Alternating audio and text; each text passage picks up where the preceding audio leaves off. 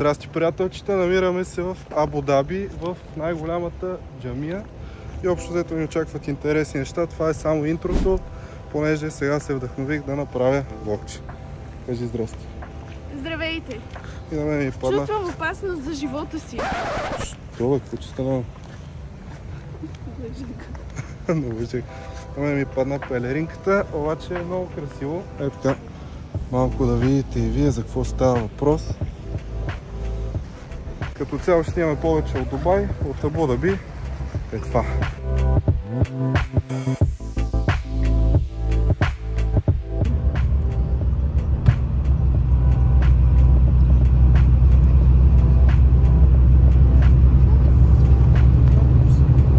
Най-ще му вкусно обикновен млечен шоколад. Нищо повече. Нищо повече. Да ти дам възможността ти да го отвориш и да видиш първо. Този е по-премиум. Знаете, още по негово време се учредява армията, иначе всяко едно от емирствата си има отделни казармени подразделения, но голямата част е именно тук в Абу Даби. От 2015 година вече въведоха нов закон, при който всички местни момчета, задължително навършили 18 годишна възраст и завършили средното си образование, задължително трябва да отият сега.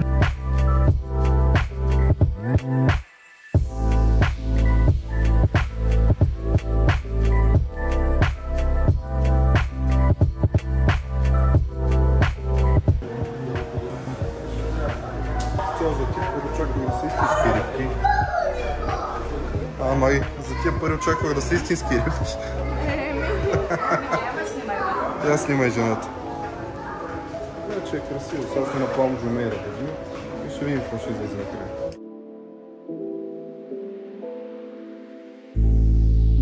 North to south. The break wall runs 11 kilometers and protects the inner elements of the man-made island.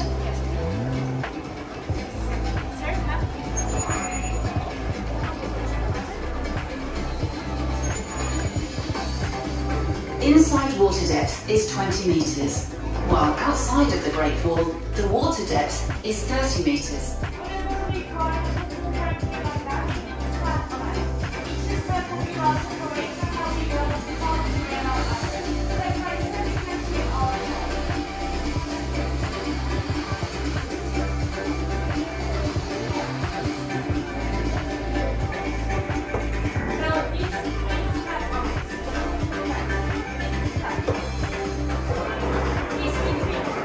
$7 million tons of rock was used as the foundations.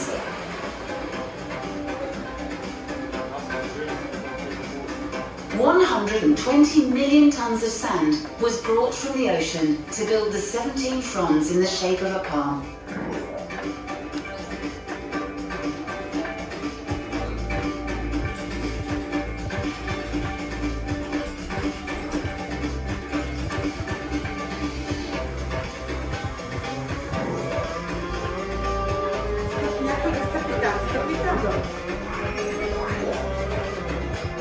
$1,500 villas, 2,500 apartments, with over 78,000 people who live on the palm. Over 1 million tourists and residents visit the palm each year. بدأنا نخوض معا معركة التنمية وليقل بضحايانا الفقر والجهل والفقر.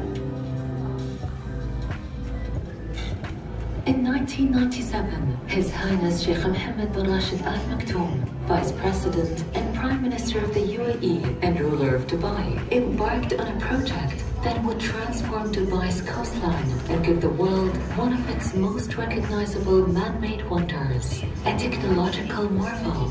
Palm Jumeirah has become a symbol of not only Dubai's rich heritage and deep connection to the sea, but a shining beacon of ambition and innovation that can be found in the Arab world. This is the incredible story of how the island that captured the world's imagination rose from the sea. Welcome to the view at the Palm. From warm, shallow waters lapping at the coastline of the Gulf to a dazzling symbol of imagination and architectural ingenuity. This is the Palm Jumeirah. The iconic island was born from a vision to create an unforgettable masterpiece that would showcase the spirit of human possibility and transform the emirate into a buzzing metropolis and a global tourist destination. His Excellency Sultan Ahmed bin Sayyam was mandated by His Highness to bring this great idea to life, where the island's original design was shaped like a sun. He told me, how many kilometers we're going to get if we build this island? I told him 7 kilometers. He told me, why not 70? I told him, the whole beach of Dubai, Your Highness, is 60, 65 kilometers. How would you get 70? He said, why do we build it around? Why don't we pull it from the sides and create more beaches? The redesign included a 1.4-kilometer bridge connecting the Dubai mainland to the island. The shape then began to resemble a palm tree, a true Dubai icon. Nearly 100 million cubic meters of sand from the bottom of the sea and 7 million tons of rock from nearby mountains in the Northern Emirates were carefully positioned using GPS technology and satellite images from space to create one of the most recognizable icons of Dubai. Constructed in less than 6 years, from 2001 to 2006, the first of its kind man-made island is a monumental feat of engineering and modern technology. It is one of the few islands in the world that can be viewed from space with the naked eye. Интересно ми е да видим за колко време ще слезе от 52 етаж долу.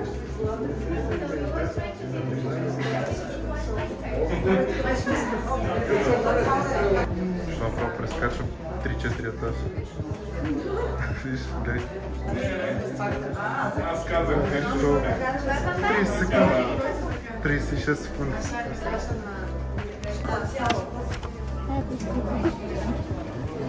120.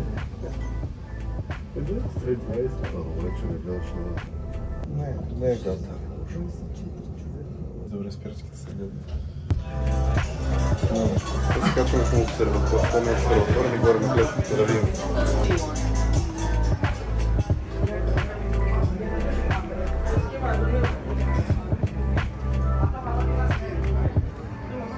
Аз не съм много сигурен, че това е много безопасно.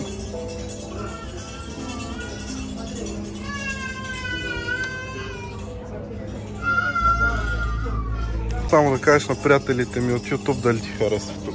Хубаво е. Малко е топличко.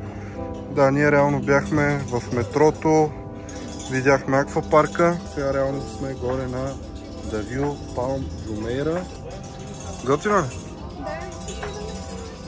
Естествено, че не. Искам само да чуя какво ми каза тук. Що я кажи? Да работиш по въпроса. За кое?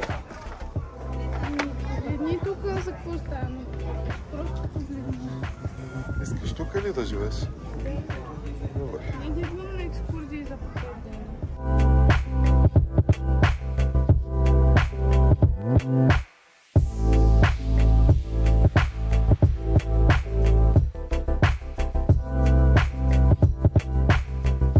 Смело мога да твърдя, че е много красиво.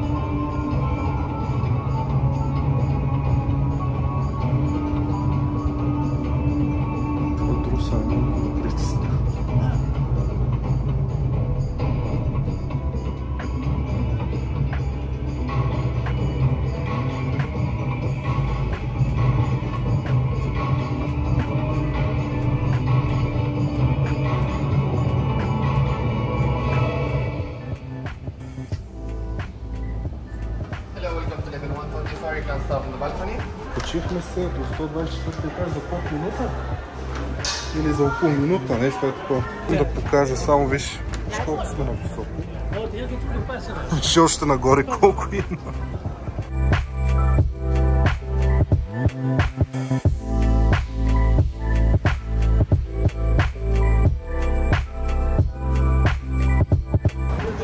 Много впечатляващо, когато си отгоре, обаче отдолу, понеже сградата е много висока и всичко по нея е супер високо.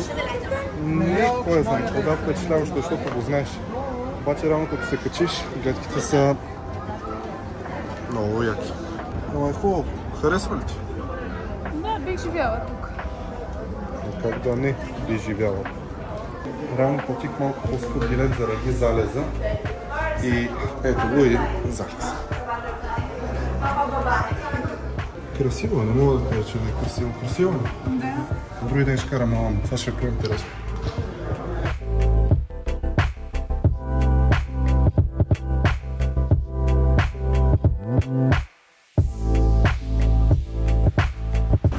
Добре дошли в нощен Дубай. Много е красиво. И аз съм много щастлив. Обаче трафика, който ви казва, че в Дубай няма трафик, много ви лъжи.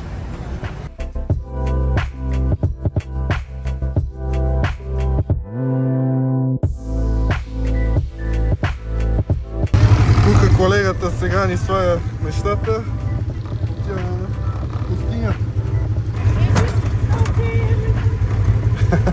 Ще фръкнеш? Ще фръкна.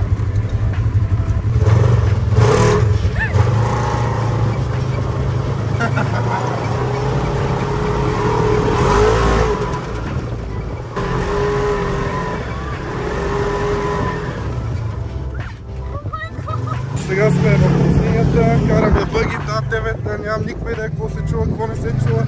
Това е нашия гид, пустинята. И е много яко и интересно, само че май има яко. Тук всеки чачи яко и за всякакви неща.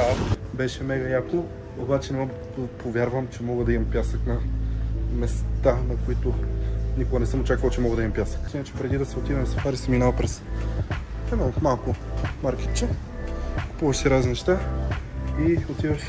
Интересно е, готино, заслужава си всяка стотинка. Добре дошли на сафари. На клипчето не изглежда толкова стръмно, обаче много стръмно. Ни водят на някакъв камп, където имаме вечеря, бели денс и разни такива готини неща. Ето. Някой от вас може да ми каже, че съм пълен олигофрен на това, което ще ви покажа. Обаче искам да видите тоалетните. В смисъл, изглеждат супер луксозно, имат си климатик даже. И не вещаеше нищо тази туалетна да изглежда така. Искам да ви покажа всъщност откъде влизаш в тази туалетна и всъщност какво те посреща вътре. Ти влизаш от някакъв рандъм вход, някаква рандъм сцена, нали е такива неща и влизаш и бум, лукс. Не мога повярвам. Не знам дали знаете, обаче аз съм си фен и на наргиленцата и мога да ви кажа, че наргиленцата в Дубай пуших само на едно място, хубаво наргиле в Амая, има клипчета най-вероятно, обаче тук не съм много впечатлен даже изобщо. И излиза така, че реално в България доста по-голяма част от наргилетата са доста по-хубави. Понеже аз съм сценител, KFC се купих си кило 250 тютюн, от тук просто не съм впечатлен. За това наргиле, което виждаш, дадох 160.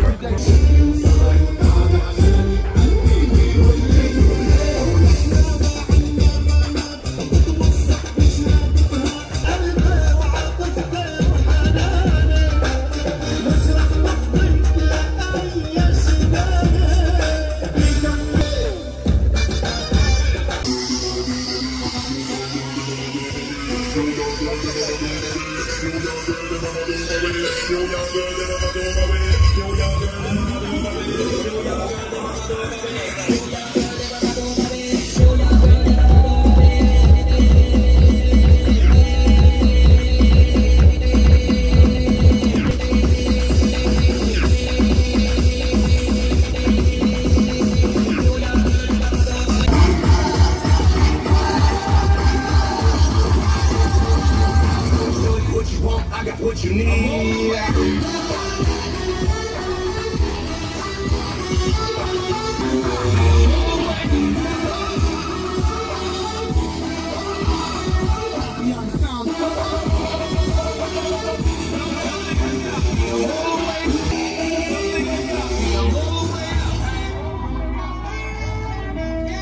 Пали же!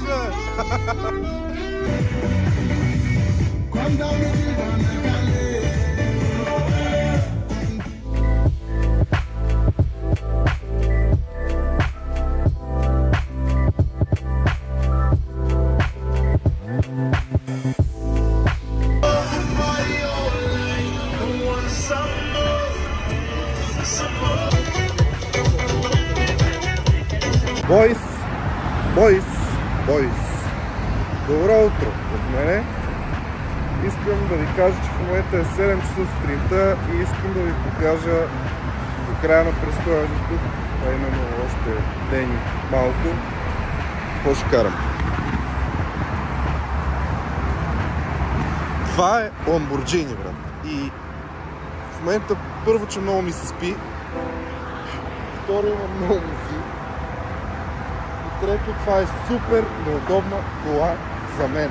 Аз си мислех, че е супер яка, супер бърза, много е готина. Обаче е много тясно, брат. Обаче виж за какво става въпрос. Спайдерче, хураканче. Няма какво да стане. И е много яко. Айде да видим целият експириенс.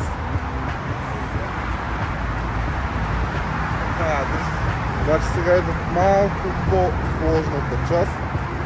А именно слизането от копченцето.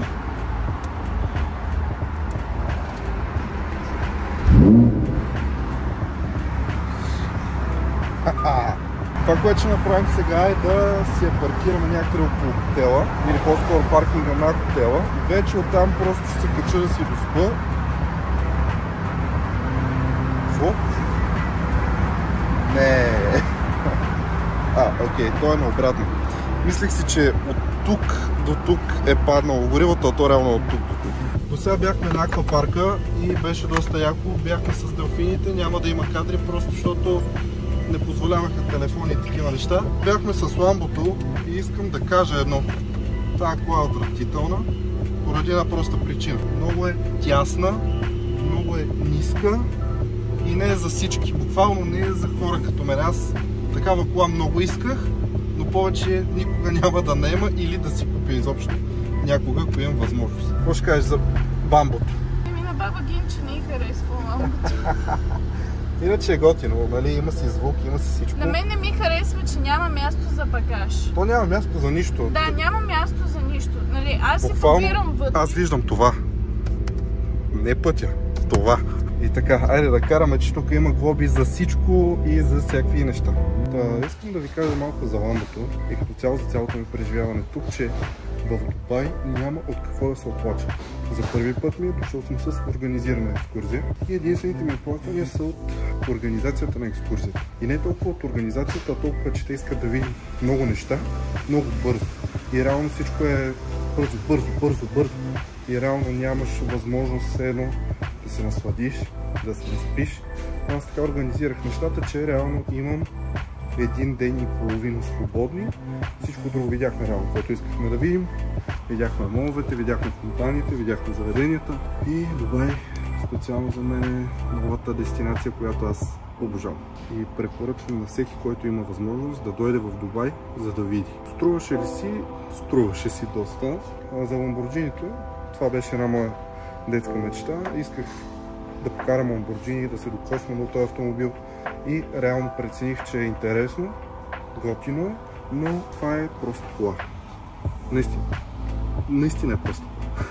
Не мога да поверя. Защото много хора си мислят, че се кача в Ламборджини, ще си купа по-готина кола. Нали, тя под найем, разбира се. Но все пак, нали, като се докоснеш до нея, си мислиш, че е нещо вау, че буквално нещо ще светне, буквално, че нещо ще почне ценно да пее, Не. Просто кола е... Даже имаш по-голяма отговорност, надяваш се да не я пуснеш. Защото не е добре. Тук трафика е убийствен, който каквото и да ви казва, трафика е убийствен. Специално Lamborghini, много як автомобил, много бърз, макар че тук ограниченията са такива, че не можеш да развиеш пълния му потенциал. Готино е, такава кола можеш да си купиш за уикенда 2 пъти в месеца. Не става за everyday, особено за мен, аз съм голям човек, който е над 1,90, в никакъв случай няма да влезе в тази кола, така че правете си изводите сами. Продължаваме деня.